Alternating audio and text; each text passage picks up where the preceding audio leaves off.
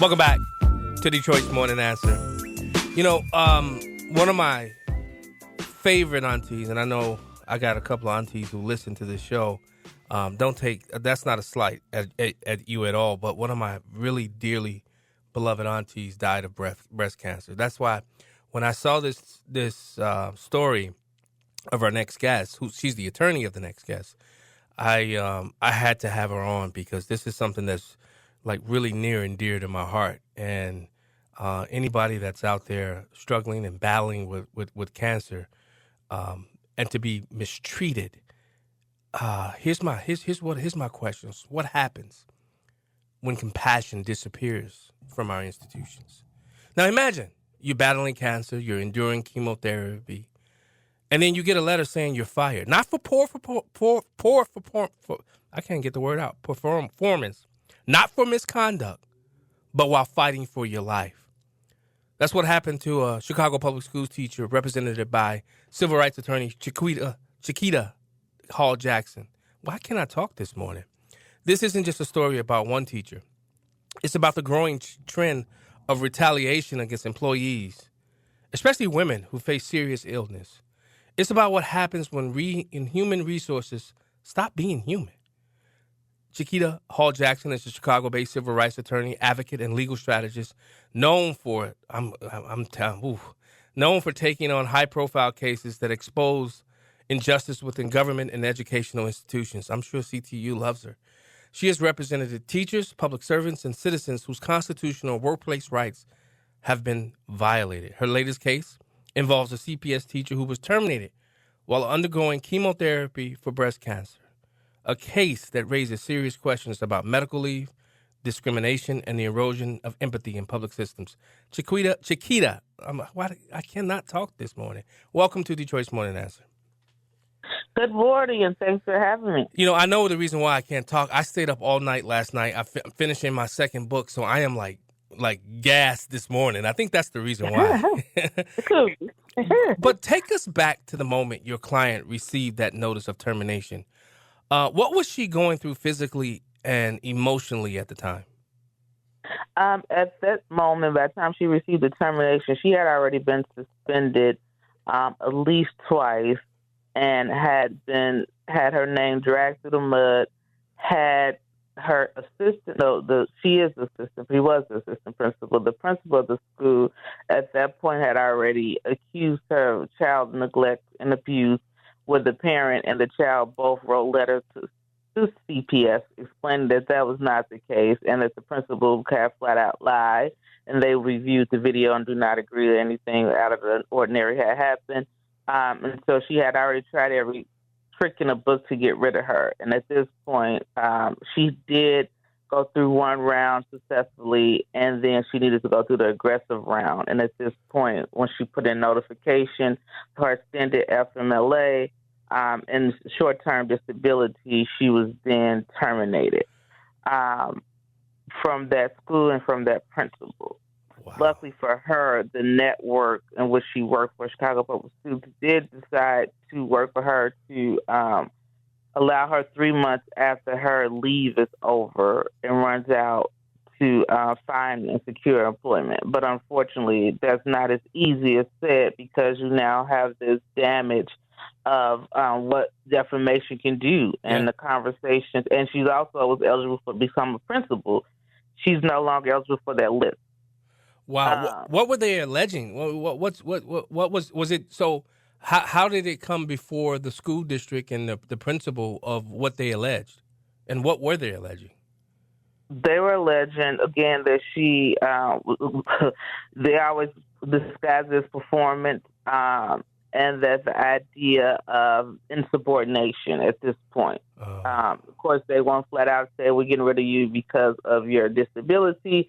In some situations, they just let you know that your leave time has been up. What I have seen in other situations, your leave is up, or you take the leave, you come back, and unfortunately, we needed to staff your position because we had an undue hardship, quote unquote. And so, or we needed someone actually in that position. They have someone go in that position, and then they tell you have 3 to 4 months or you have 6 weeks to find another position, go on our job board. see what positions you qualify for, and then, of course, you never qualify for it. In another situation, I had a gentleman, he applied for every position he could apply for, and then they waited weeks and weeks and said, oh, by the time we saw your application, we had already filled the position. So many different ways that this plays out, but in most situations, when certain employees are willing to work with you, it's now go find our job for it, apply for as many jobs as you can that you would qualify for, and then they either say you don't qualify or they found someone else that was more qualified or that position is no longer needed. So you're saying is they found somebody cheaper, basically, is what you're saying. There you go. Okay, there yeah. You go. Yeah, I know how this works. I'm a former police officer in Illinois, so I definitely know how this works. Because she was an assistant principal, she didn't have union protection, correct? That is correct. Once you're above any administrative level, above a teacher in most situations, you are no longer a part of the union. There is a principal union, but in this situation, she's assistant principal. She didn't get the union protection. Now, you've said this isn't an isolated case, that retaliation against employees with serious illnesses is actually increasing. Why do you think this is happening more often? Well, the statistics is 1 in every 4 women that reported, and actually every 1 in 4 employees, but especially women that report any serious illness and chronic illness in the workplace is terminated. And I believe it's happening because you have more of a younger generation running HR. Yeah. Even those who are ripe for retirement and they're just trying to fulfill the last 3 to 4 years to get that maximize their pension, and they're running HR department. They lack passion. And there's no one to check them. They become the director and the top person. And I'm just saying that regardless, they do not have anyone to regulate or try to chastise them or discipline them. And so therefore they're running rapid in these HR departments. You know, we often hear people say, go to HR, they'll help you. But from your experience, how realistic is that advice today? It's not realistic. I have been on a campaign that you would try to go in and help HR and try to educate them on key things to look out. Are you, in the last 5 times someone reported to you that they have a chronic illness, what are you guys doing? Do you have a third party so that your immediate supervisors and your HR department do not know the grounds for someone leave? You should have a third party out there. I know in Chicago with Chicago Transit, they have Sedgwick. You have Concentra and several other companies, not just Chicago Transit that use it, but several other that use third parties. That way your personal information is not running throughout HR and throughout the building that you're employed at. I actually looked up to see if there was any anything on the books. How would Crawley versus Board of Education of the City of Chicago, how would that apply to her case? Although I know that this person, Crawley, was a teacher, which the union, she has some union protections, but would Crawley versus Board of Education help your client in any way?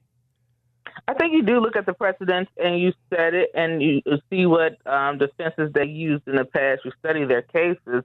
And you can cite, whatever you believe would be helpful here. But the best thing I would tell people is to have your own set of witnesses, to have your own documentation. The legal part, as an attorney, of course, I can always argue that when it comes to emotion and possibly some oral arguments, but to get the case moving and to have any, chance and fight a chance to make it to a trial, you would need to definitely have your own set of witnesses on your own documentation, medical records to show that you took leave. And a lot of people get kicked out of the system before they can access these items. But luckily for someone as big as Chicago Public Schools, you can request your personnel file and get access to all that information. Yeah. In this case, do you think there were any, how do I put this, any accountability mechanisms inside CPS that should have prevented this from happening?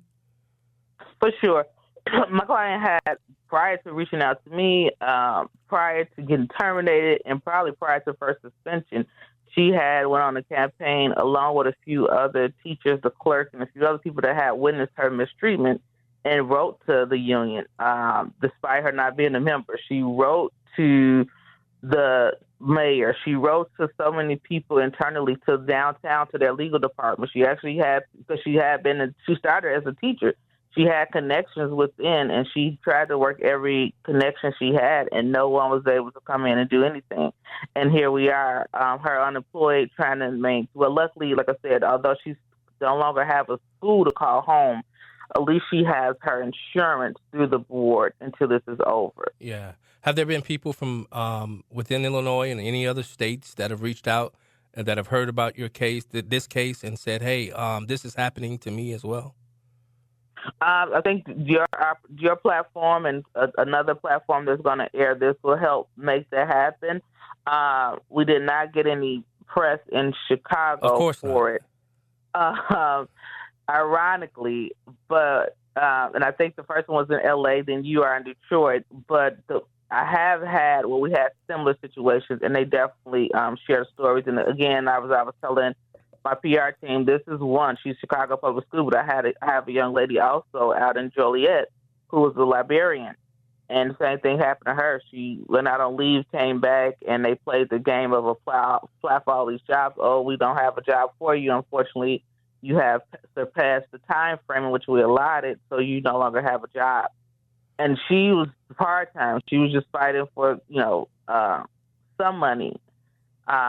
And getting very close to retirement. So it's ridiculous. It's not just her case. I have one against Tesla, something similar. So it's just, this game that people play. Wow. Attorney Hall Jackson, what's the biggest misconception about employment law and illness? I'll let you in on a little secret.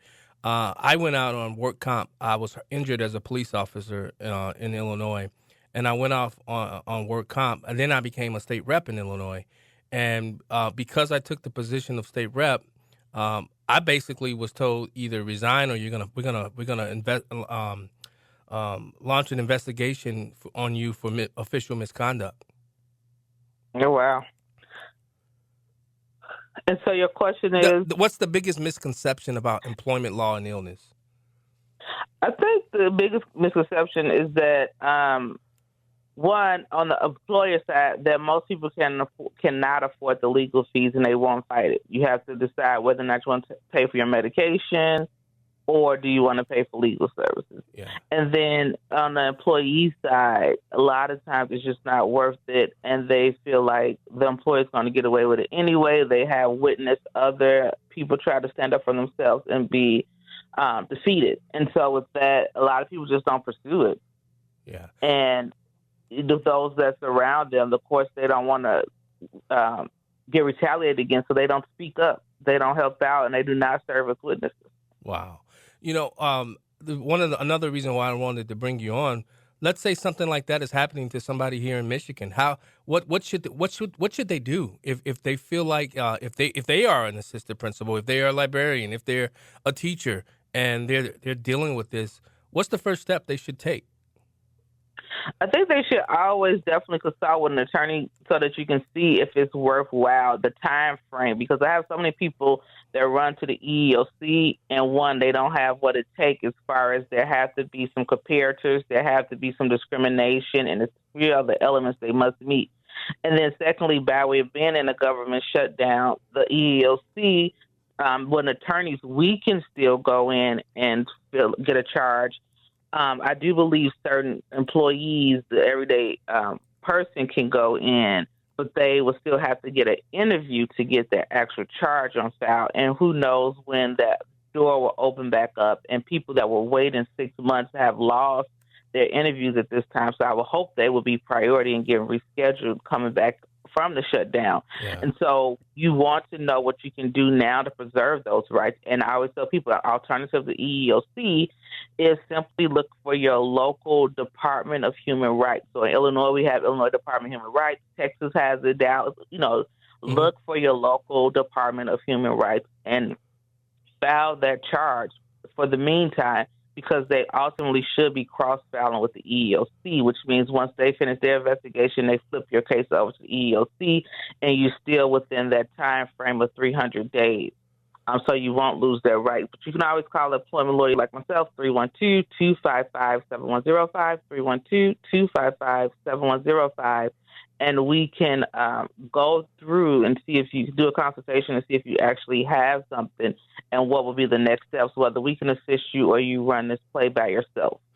How is she doing? Because I'm sure this decision has impacted her life financially and emotionally. How is she? Is she okay? I would say she's doing better than I would expect, but definitely not. You got to realize you got the stress of chemo, which they highly suggest you don't have. Yeah. While you're going through something like this, the medication already has its adverse effects on you. Now you have the stress of not being able to pay your rent, where you're pulling from your pension possibly to survive when you was that close to retirement. She also had a dream of becoming a principal. She matriculated, and this lady actually brought her over from another school with the promise that she will resign and retire this December. My client was to get the principal position. She can't even apply to be a principal anywhere else because of the negative impact on her record. She was terminated from a school, so she's not eligible to sit on a principal list right now. Well, let's try to get her in a private school. I got a lot of connections in Illinois as it relates to private schools. Maybe we can go that route. How about that? That sounds great. I love it. I'm pretty sure she would too. It's funny. I'm going to let you in on a little inside baseball. As you know, I'm a conservative show. People and I told them I'm bringing you on. Like, what? Why?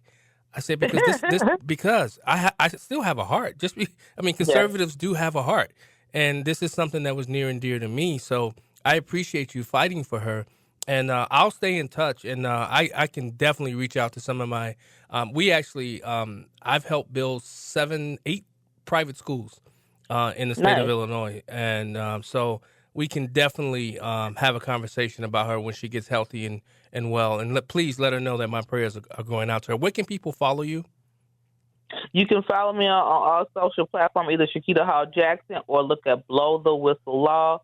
Blow the Whistle Law, just like Too Short with law on the background. Blow the Whistle Law. Attorney Chiquita Hall Jackson, thanks so much for joining us on Detroit's Morning Answer. I got to have you on my Black and Right show in Illinois as well. Please do. I appreciate your time and our opportunity. All right. You have a great day. You too. All right. Detroit's Morning Answer.